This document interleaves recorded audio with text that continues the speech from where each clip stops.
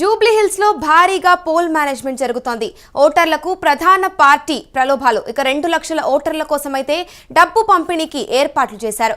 ఒక్కో ఓటర్కు 5,000 నుంచి 7,000 వరకు అయితే పంపిణీ జరిగింది. ఇక బూత్ ఇన్ఛార్జీలకు 2 లక్షల వరకు నజరానా.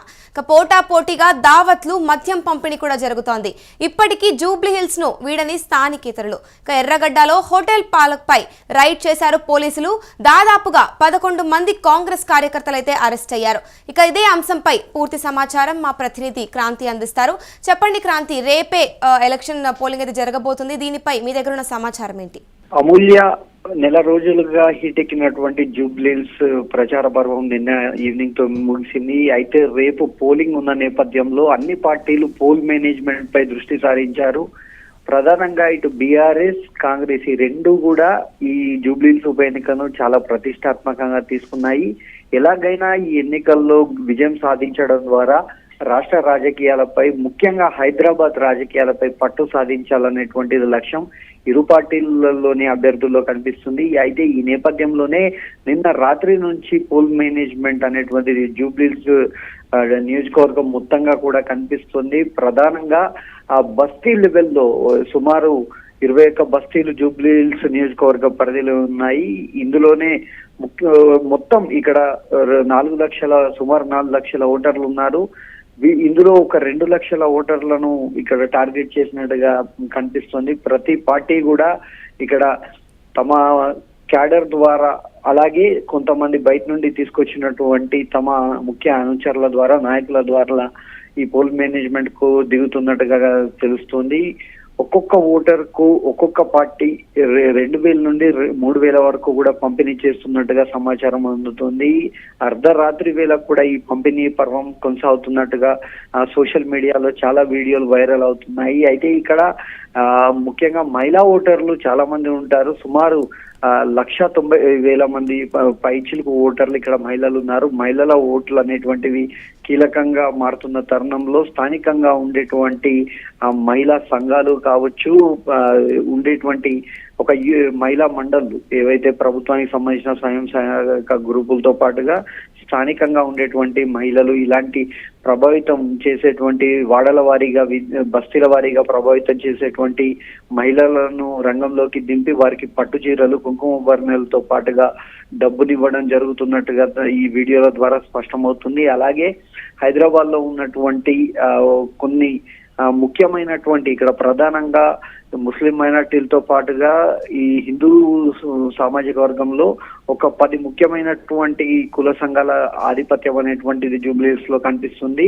ఈ కుల సంఘాలకు సంబంధించినటువంటి ప్రతినిధులు, నాయకులు అందరినీ కూడా రంగంలోకి దింపి ఇటు 2 పార్టీలు కూడా ఈ పోల్ మేనేజ్మెంట్ చేస్తున్నట్టుగా స్పష్టమవుతుంది. మొత్తంగా ఒక్కొక్క ఓటర్ కు అన్ని పార్టీలను కలిపి ఇటు కాంగ్రెస్, బీఆర్ఎస్ తో పాటుగా కొన్ని ప్రాంతాల్లో బీజేపీ ఈ 3 పార్టీలు కూడా ఓవరాల్ గా ఒక 5 నుండి 7,000 వరకు నగదును పంపిణీ చేస్తున్నట్టుగా బయట ప్రచారం సాగుతుంది.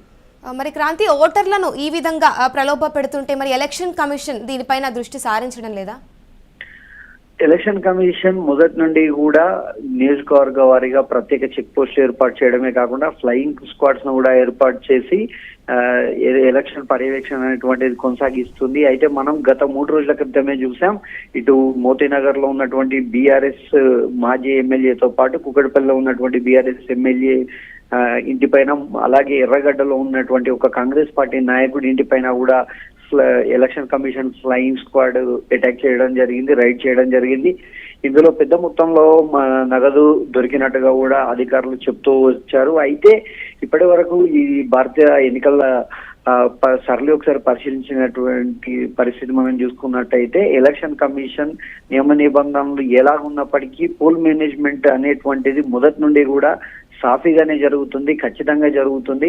కొన్ని వర్గాల ప్రజలకు చేరాల్సిన మొత్తం చేరుతుంది. అలాగే మందు పార్టీలు, చిన్న చిన్న వ్యవహారాలన్నీ కూడా ఎలాంటి సమయంలో జరగాల్సినవో జరిగిపోతూనే ఉంటాయి. ఎందుకంటే ఎలక్షన్ కు 48 గంటల ముందు నుండే ప్రచార పర్వం క్లోజ్ అవుతుంది. అప్పటి నుండే ఇటు వైన్స్, బార్ లాంటివి కూడా జూబ్లీహిల్స్ పరిధిలో ఉన్నటువంటి ముఖ్యంగా పబ్స్ వీటన్నిటిని కూడా ఎలక్షన్ కమిషన్ క్లోజ్ చేసింది. అయినా ఇప్పటి వరకు మనకు అందుతున్న సమాచారం ప్రకారం ప్రజలకు అందాల్సిన ఓటర్లను మభ్యపెట్టడానికి అవసరమైనటువంటి లిక్కర్ ఏదైతే ఉందో అదంతా కూడా ప్రత్యేక డెన్స్ లో నిక్షిప్తమైంది. వాటిని అన్నింటినీ కూడా నిన్న సాయంత్రం నుండి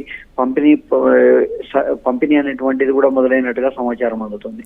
క్రాంతి, మరి ప్రజల ఆలోచన ఏ విధంగా ఉంది? ఎందుకంటే ఎప్పుడు చూసినా కూడా జూబ్లీ హిల్స్ లో అయితే చాలా తక్కువ పోలింగ్ పర్సెంటేజ్ అయితే ఉంటుంది. మరి ఈసారైనా పోలింగ్ పర్సెంటేజ్ పెరిగే అవకాశాలు ఏమైనా కనిపిస్తున్నాయా? జూబ్లీ హిల్స్ అనగానే మనకు ఇక్కడ ఒక ప్రధానంగా గుర్తుకొచ్చేది లో పోలింగ్. ఎందుకంటే గత 3 సార్వత్రిక ఎన్నికల్లో చూసుకున్నట్టయితే టాప్ లిస్ట్ లో ఉండేటువంటి టాప్ 5 లో ఖచ్చితంగా జూబ్లీ హిల్స్ ఉంటుంది. ఎందుకంటే ఈ జూబ్లీ హిల్స్ అనేటువంటిది చాలా సిటీలో మేజర్ గా ఉండేటువంటి నియోజకవర్గం. ఇక్కడ అన్ని వర్గాల ప్రజలు ఉంటారు, అన్ని రాష్ట్రాలకు సంబంధించిన ప్రజలందరూ కూడా జూబ్లీ హిల్స్ నియోజకవర్గ పరిధిలోనే ఉంటుంటారు. అయితే ఇక్కడ ముఖ్యంగా రోజువారీ కూలీలు, వారికి సంబంధించినటువంటి చిరు వ్యాపారులు వీళ్ళంతా కూడా ఇక్కడ ముఖ్యంగా కీలక పాత్ర జీవిస్తూ వస్తుంటారు.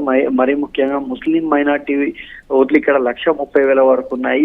వాళ్ళలో పోలింగ్ పర్సంటేజ్ ఇప్పటివరకు ఎప్పుడు కూడా 30% మించిన దాఖలాలు కనిపించడం లేదు. అయితే ఈసారి ఎలాగైనా పోలింగ్ పర్సంటేజ్ పెంచాలనే లక్ష్యంతో ఇటు ఎలక్షన్ కమిషన్ చాలా ప్రయత్నాలు చేసింది. ప్రముఖులతో ఒక క్యాంపెయిన్ నిర్వహించింది. అలాగే స్కూల్ విద్యార్థులు, కాలేజ్ విద్యార్థులతో వీళ్ళందరితో కూడా ఓటర్ అవగాహన కార్యక్రమాలను నిర్వహించింది. ఓటు వాల్యూను ప్రజలకు తెలియజెప్పే ప్రయత్నం అయితే చేసింది. కానీ ఇప్పుడు ఉన్నటువంటి పరిస్థితుల్లో ఇది ఒక ఉప ఎన్నిక. ఈ ఉప ఎన్నికల్లో వాస్తవానికి చాలా ప్రాంతాల్లో కూడా ఉప ఎన్నికల్లో పోలింగ్ పర్సంటేజ్ సాధారణ పోలింగ్ తో పోల్చుకుంటే చాలా తక్కువగా ఉంటుంది. అయితే ఈసారి ఇక్కడ 2 పార్టీలు కూడా ప్రతిష్టాత్మకంగా తీసుకున్న నేపథ్యంలో ప్రతి పార్టీకి సంబంధించినటువంటి నాయకులు కూడా ఓటర్లను, తమ కార్యకర్తలను, తమ అనునాయులను వీళ్ళందరినీ కూడా చివరి వరకు ఓటింగ్ లో పాల్గొనేందుకు ప్రత్యేకంగా ఏర్పాట్లు చేసుకుంటున్నారు. ముఖ్యంగా ఇక్కడ వికలాంగులు, దివ్యాంగులకు సంబంధించినటువంటి ఓటింగ్ ప్రక్రియ ఆల్రెడీ పూర్తయింది. సుమారు 91% వరకు కూడా ఇక్కడ వికలాంగులు, దివ్యాంగులకు సంబంధించినటువంటి ఓటింగ్ లో వాళ్ళు పాల్గొన్నారు. చాలా వరకు ఆ వార్తలు కూడా ప్రస్తుతం ఎలక్షన్ కమిషన్ వైరల్ చేస్తుంది. ఒక దివ్యాంగులు, వృద్ధులు వీళ్ళు ఇంటి వద్ద ఉండి తమ ఓటు హక్కును వినియోగించుకున్నారు. అన్ని సరిగ్గా ఉన్నటువంటి ప్రజలు ఓటు ఎందుకు వేసుకోరు అనేటువంటి ఒక ప్రశ్ననైతే ఓటర్లలో తీసుకురావడంలో ఎలక్షన్ కమిషన్ సక్సెస్ అయిందనే చెప్పొచ్చు. ఇటు ఎలక్షన్ కమిషన్ తో పాటుగా ఆయా పార్టీలు కూడా తమ అభ్యర్థి గెలుపు కోసం తమ క్యాడర్ ను పోలింగ్ స్టేషన్ కు తీసుకొచ్చేందుకు ప్రత్యేక ఏర్పాట్లు చేస్తున్నట్టుగా సమాచారం అందుతుంది. Thank you Kranthi. ఇక చూసుకుంటే ఓటర్లను కూడా ప్రధాన పార్టీలు అయితే చాలా ప్రలోభాలు పెడుతున్నాయి. ఇక 2 లక్షల ఓటర్ల కోసం అయితే డబ్బు పంపిణీ ఏర్పాట్లు కూడా చేసినట్లయితే తెలుస్తోంది.